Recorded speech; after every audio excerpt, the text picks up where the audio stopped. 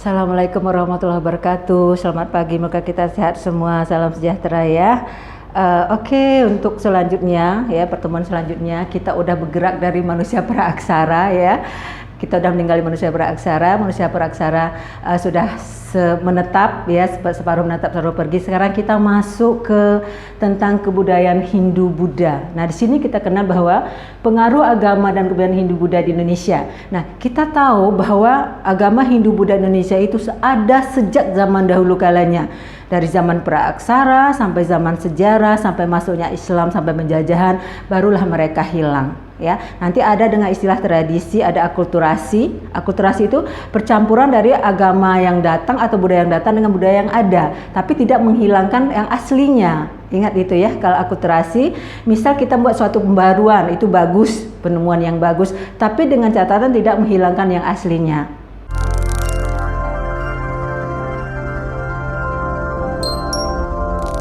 Oke, selanjutnya tadi tentang masuknya agama budaya Hindu Buddha ke Indonesia ya. Nah, sini sejarah agama Hindu Buddha. Nah, secara singkat sejarah Hindu Buddha. Nah, agama Hindu diperkirakan muncul di Indonesia sekitar tahun 1500 sebelum Masehi. Itu ya. Terus ini tumbuh bersamaan masuknya bangsa Arya. Nah, bangsa Arya itu adalah bangsa yang masuk dari ke India ya, ke India melalui ini sampai ke dataran tinggi Dekan. Nah, di sana akhirnya mereka bertemu dengan suku Dravida. Suku Dravida itulah bangsa aslinya bangsa India yang di sana kemudian membuat kebudayaan Hindu. Oke. Saya jelaskan lagi, bangsa Arya. Misalnya kalau kalian hobi nonton India ya, nonton India, di sana ada lihat orang yang ganteng-ganteng. Nah, itu suku Arya namanya. Suku Arya itu adalah suku pendatang ya, dari biasanya dari daerah Arab, Pakistan, Afghanistan melalui celah Khyber, mereka lewat situ. Nah, sampainya mereka di India bertemu dengan suku asli. Nah, suku asli tadi yang mana? Kalau kalian pernah lihat orang-orang yang Tamil, yang hitam, itu adalah suku asli. Nah, pada masa itu suku asli itu berada di Sungai Gangga, di pinggir Sungai Gangga. Datanglah bangsa ini tadi masuk, maka suku asli tadi pergi ke dataran tinggi Dekan sampai ke pergunungan Himalaya. Nah, akhirnya lama-kelamaan ya terjadinya penyatuan budaya, muncullah kebudayaan baru namanya kebudayaan Hindu. Itu ya, itu sekilas info tentang masuknya agama Hindu. Terus agama Buddha. Nah, ini dia. Agama Buddha ini perkembangan lebih lanjutnya ada dari agama Hindu tadi. Sebenarnya agama Buddha ini bukan agama pada mulanya, ya, bukan agama pada mulanya.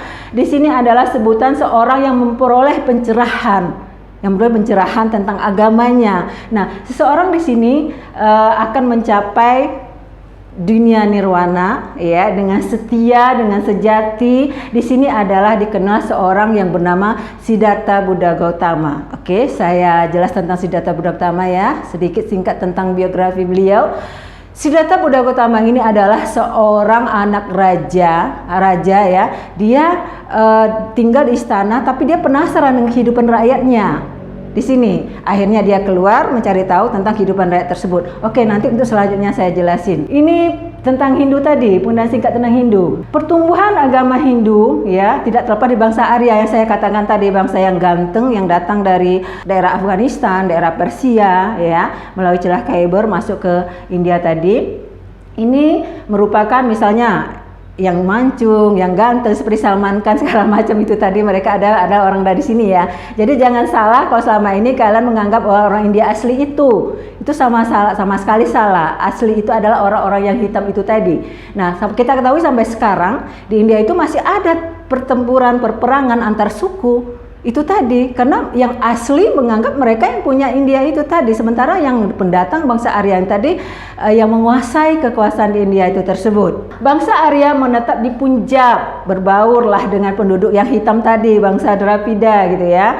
Nah, mereka tentang kepercayaan mereka adalah percaya dengan politisme, yaitu memuja banyak dewa. Di sini dikenal dengan istilah Trimurti atau 3 dewa. Nah, dewa-dewa mereka adalah Dewa Siwa, Dewa Wisnu, terus satu lagi dewa apa ya? Mana dia? Brahma. Nah, dewa Brahma. 3 dewa inilah yang disembahkan oleh mereka. Nah, kalau kalian tanya, apakah orang Arya dengan orang Dravida ini masih terjadi konflik? Masih sampai sekarang.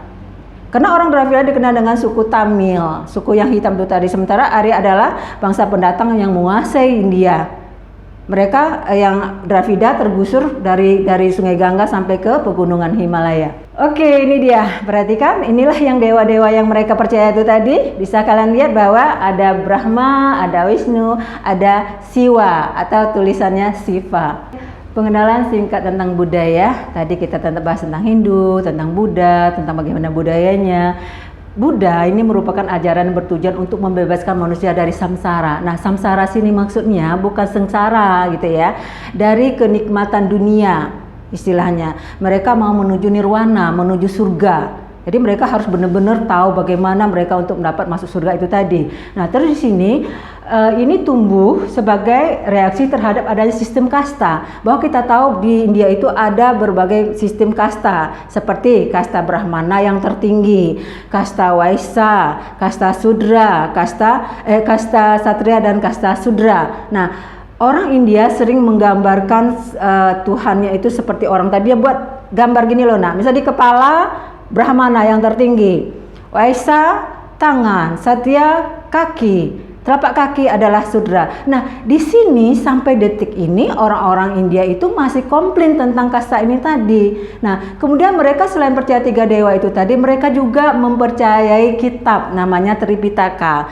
Oke, nah sebelum kita jelaskan, tadi mereka komplain tadi ya. Sampai sekarang kalau kalian tanya apakah sampai sekarang masih ada komplainnya? Masih sampai sekarang. Kalau kalian lihat berita bahwa antara India Tamil dengan bangsa Arya itu sering perang ya antar suku, sebabnya adalah kasta itu tadi. Mengapa? Karena suku Sudra yang telapak kaki digambarkan sebagai telapak kaki tadi, mereka tuh ada yang berhasil, udah sebagai politikus, udah sebagainya pengusaha segala macam, tapi di mata orang suku kasta yang paling atas, mereka ini bawah gitu loh. Tapi bukan tidak mungkin di antara mereka ada yang melakukan pernikahan gitu ya. Orang Brahma nikah sama orang Sudra itu dapat tantangan keras dari orang tuanya. Tetapi balik lagi bahwa yang namanya cinta, mereka ingin mempersatukan itu tadi. Itulah kehidupan politik di India itu sampai sekarang.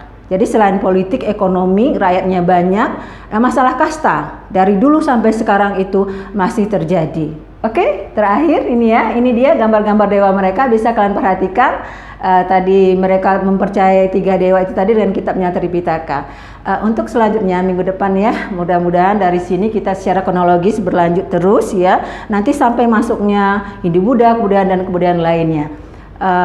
Sampai jumpa. Assalamualaikum warahmatullahi wabarakatuh.